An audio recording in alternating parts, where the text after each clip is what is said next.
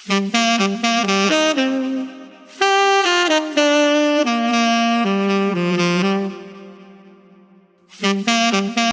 Water authority retire engineers association ജില്ലാ വാർഷിക പൊതുയോഗം 2024 ഡിസംബർ 4-ാം തീയതി നെടുങ്ങോട്ടിൽ കോംപ്ലക്സ് ഹാളിൽ ചേർന്നു.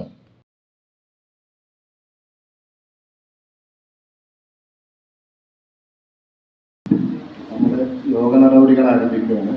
ആദ്യമായി മൗനപ്രാർത്ഥന. വയനാട് ദുരന്തത്തിൽ മരിച്ചുപോയവർക്ക് ആദരാഞ്ജലികൾ അർപ്പിച്ചുകൊണ്ട് രാവിലെ 10 മണിക്ക് മൗനപ്രാർത്ഥനയോടെ ആരംഭിച്ച യോഗം ഉച്ചയ്ക്ക് 2 മണി വരെ നീണ്ടുനിന്നു.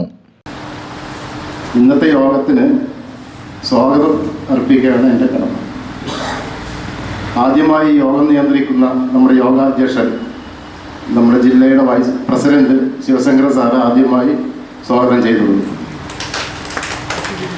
സംസ്ഥാന സെക്രട്ടറി നന്ദകുമാർ സാറിനെ വളരെ പ്രയാസം നേരിട്ട് ദീർഘയാത്ര ചെയ്ത് വന്ന നന്ദകുമാർ സാറിനെ യോഗത്തിലേക്ക് സ്വാഗതം ചെയ്തുകൊള്ളുന്നു. നമ്മുടെ രക്ഷാധികാരികളായ രവീന്ദ്രൻ സാർ, മുൻ ടെക്നിക്കൽ മെമ്പർ, അദ്ദേഹത്തെ ഈ യോഗത്തിലേക്ക് ഹാർദവമായി സ്വാഗതം ചെയ്തുകൊള്ളുന്നു.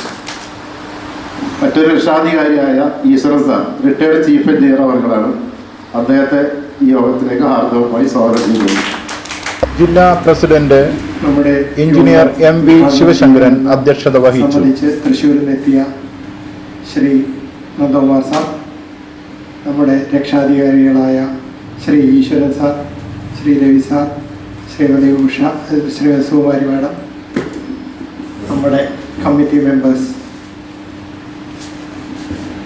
നമ്മുടെ പാലക്കാട് ജില്ലയുടെ KRWEA എന്ന് പറയുന്നത് വളരെ ചെറിയ ഒരു സംഘടനയാണ്. എന്നാലും അത് ഓരോ വർഷവും അഭിവൃദ്ധി പ്രാപിച്ചുകൊണ്ടിരിക്കുന്ന ഒരു സംഘടനയായിട്ട് തന്നെ അത് വലുതാകുന്നു. സംസ്ഥാന സെക്രട്ടറി എഞ്ചിനീയർ PV നന്ദകുമാർ സമ്മേളനം ഉദ്ഘാടനം ചെയ്തു.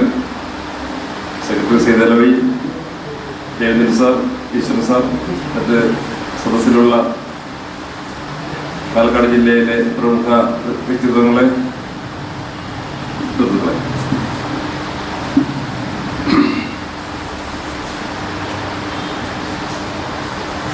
Kerala water authority retire engineers association ആരും ഇതൊരു അസോസിയേഷനായിട്ട് മറ്റുള്ള ട്രേഡ് യൂണിയൻ ജീവനക്കാരുടെ ട്രേഡ് യൂണിയൻ സംഘടനകളെ പോലെ, അതുപോലെ മറ്റുള്ള പെൻഷൻ സംഘടനയെ പോലെ ഒന്നും നിങ്ങൾ അങ്ങനെ ഒരു സംഘടനയാണെന്ന് വിചാരിക്കരുത്. ഇതിൻ്റെ ഉദ്ദേശം എന്ന് പറഞ്ഞിട്ടുണ്ടെങ്കിൽ ഒരു കൂട്ടായ്മ മാത്രമായിരുന്നു. നമുക്ക് അപ്പേക്ക് ഉണ്ടായിരുന്ന എല്ലാവർക്കും അറിയാം. അതിന് ആജീവനാന്ത മെമ്പർഷിപ്പായിരുന്നു. റിട്ടയർ ചെയ്താലും ഒരു പരിധി വരെയെങ്കിലും നമ്മൾ ഈ സർവീസുള്ള എഞ്ചിനീയർമാരായിട്ടൊരു ബന്ധമുണ്ടായിരുന്നു. യശോദ് സിംഗ് MD ആയി കഴിഞ്ഞപ്പോൾ അന്ന് ഞാൻ ഇതിൻ്റെ ജനറൽ സെക്രട്ടറി കൂടി ആയിരുന്നു. അന്ന് ഞാനല്ലായിരുന്നു. അപ്പോൾ ഒരു പെറ്റീഷൻ നമ്മളെല്ലാ പ്രാവശ്യവും കൊടുക്കുന്ന ഒരു ഗവൺമെന്റിലേക്ക് അപ്പൊക്കെ കൊടുക്കുന്ന ഒരു മെമ്മോറണ്ടമുണ്ട്. MDയുടെ പോസ്റ്റ് ആകുമ്പോൾ സീനിയർ ആയിട്ടുള്ള എഞ്ചിനീയറാ വ്യക്തി, അങ്ങനെയാണ് പറയാറുണ്ട്. സീനിയർ ആയിട്ടുള്ള എഞ്ചിനീയർ അല്ലെങ്കിൽ അങ്ങനെയാണ് പറയാറ്. സീനിയർ ആയിട്ടുള്ള എഞ്ചിനീയർ MD ആക്കണം പറഞ്ഞൊരു നിവേദനം കൊടുക്കും. ഈ നിവേദനം സെക്രട്ടേറിയറ്റിലല്ലേ അത് എൻഡോഴ്സ് ചെയ്ത് ആർക്കാണോ കൊടുത്ത് അവർക്കെല്ലാം തിരിച്ചു വരില്ല, നമുക്കറിയാമല്ല. അവർ നോക്കില്ല. MDയുടെ കയ്യിൽ തന്നെ വന്ന് യശോദ് സിംഗ് അത് നോക്കിക്കഴിഞ്ഞപ്പോൾ എന്നെ മാറ്റാനാണ് നിങ്ങൾ നിൽക്കണമെന്ന് പറഞ്ഞിട്ട് അന്ന് തുടങ്ങിയ ദുരിതമാണ് ഈ അപ്പയ്ക്ക് ഇങ്ങനെ ശിഥിലമാവാൻ കാരണം. ഹാരിസ് ആയിരുന്നു പ്രസിഡന്റ്, സെക്രട്ടറി ആയിരുന്നത് എനിക്ക് ആരാണെന്നറിയില്ല. അപ്പം ഞാൻ നല്ല ബന്ധത്തിലായിരുന്നു MD ആയിട്ട്, എല്ലാവരുമായിട്ട് നല്ലൊരു ബന്ധത്തിലായിരുന്നു. പക്ഷെ ഞാനൊരു ഡെസ്റ്റിനേഷൻ വളരെ താഴ്ന്ന ഒരാളാണ് കേട്ടോ. അന്ന് ആക്സ് ചെയ്യണം. അത് കഴിഞ്ഞ് നന്ദി അറിയിച്ചിട്ടുണ്ട്. ഇന്നത്തെ 7ാമത്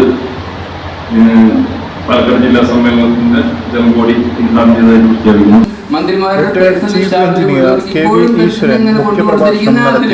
അതിന്റെ വൈരുദ്ധ്യം ചൂണ്ടിക്കാണിച്ചിട്ട് അത് എതിർക്കാനായിട്ട് ഒരു സർവീസ് സംഘടനകൾക്കും ഒരു സർക്കാർ ജീവനക്കാർക്ക് സാധിച്ചിട്ടില്ല. അത് വലിയ വീഴ്ചയാണെന്നാണ് ഞാൻ പറയുന്നത്. അപ്പം ഞാൻ മനസ്സിലാക്കിയെടുത്തോളം നമ്മുടെ പെൻഷനൊന്നും എവിടെയും പോവില്ല. ഞാൻ പെൻഷൻ എന്ന് പറയുന്നത് പെൻഷൻ ഇല്ലാത്ത ഒരുപാട് ആളുകളുണ്ട്. സംഘടിത തൊഴിലാളി വർഗമുണ്ട്, അവർക്ക് വേറെ തരത്തിൽ ക്ഷേമ പെൻഷൻ കിട്ടുന്നുണ്ട്. നമുക്ക് സ്റ്റാറ്റ്യൂട്ടറി പെൻഷനാണ്. അതല്ലാതെ അസംഘടിതരായ ആളുകൾ, പെൻഷനില്ലാത്ത ആളുകൾ, തൊഴിലുള്ളവരും തൊഴിലില്ലാത്തവരുമായിട്ട് ഒരുപാട് ആളുകളുണ്ട്. അത് വേറെ കാര്യം.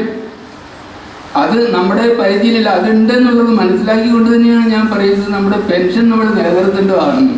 ആ പെൻഷൻ ഈ പറഞ്ഞ മാതിരി തന്നെ അടുത്ത നിമിഷം വരുമ്പോഴേ അടുത്തൊരു സമരത്തിലേക്ക് നമ്മളെ നയിക്കേണ്ട ഒരു സാഹചര്യത്തിലേക്ക് നമ്മൾ എത്തിച്ചിരിക്കുന്നു എന്നും, പക്ഷേ ഈ പെൻഷൻ എവിടെയും പോവില്ല എന്നും. അതിന് കാരണം എന്താ വെച്ചിട്ടുണ്ടെങ്കിൽ ഈ പെൻഷൻ കൊണ്ടാണ് രാഷ്ട്രീയക്കാരിലും അതുപോലെ തന്നെ പല ആളുകളും ജീവിക്കുന്നത് എന്നും വരുമ്പോഴേ ഇതിനെ ഈ പെൻഷൻ അങ്ങനെ ഒഴിവാക്കി കളയാനായിട്ട് retired technical member engineer K Raveendran ആശംസാ പ്രസംഗം നടത്തി. നമ്മുടെ പെൻഷൻ റിവിഷന്റെ പേ റിവിഷൻ സംഭവിച്ചത് അല്ലാന്ന് പറയും. എത്രയോ കോർപ്പറേഷനുകളും ബാക്കിയുള്ള ബോർഡുകളും ഉണ്ട്, 10 പൈസ വരുമാനമില്ലാത്തതാണ്, അവർക്ക് ശമ്പളം കൊടുക്കുന്നില്ലേ? അതേമാതിരി തന്നെ മന്ത്രിയുടെ അടുത്ത് ഒരു പറയാനുള്ള ആർക്കും ഒരു വോയിസ് ഇല്ല. ഒന്നും ഒരു 10 പൈസ വരുമാനമില്ലാത്ത അതോറിറ്റികളുടെ കോർപ്പറേഷനുകളിലും ബോർഡുകൾക്കും ഒക്കെ ശമ്പളം കൊടുക്കുന്നില്ല. അവിടെ എന്തുകൊണ്ട് ഇതേമാതിരി ഇല്ല?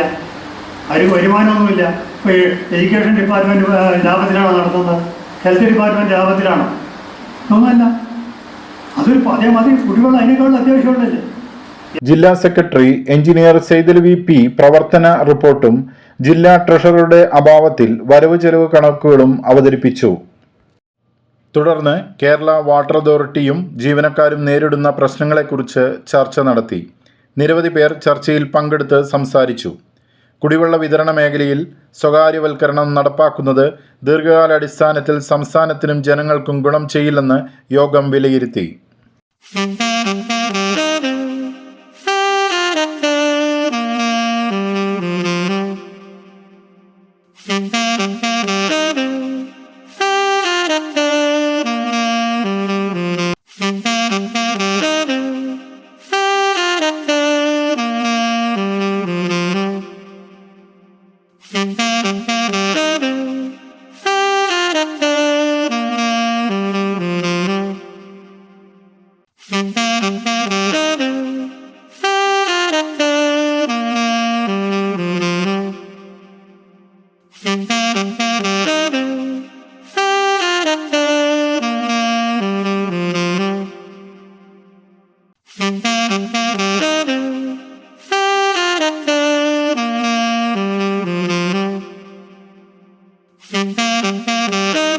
ജില്ലാ സെക്രട്ടറി എഞ്ചിനീയർ സൈദലവി പി സ്വാഗതവും ജില്ലാ joint secretary engineer K Manikandan നന്ദിയും പറഞ്ഞു.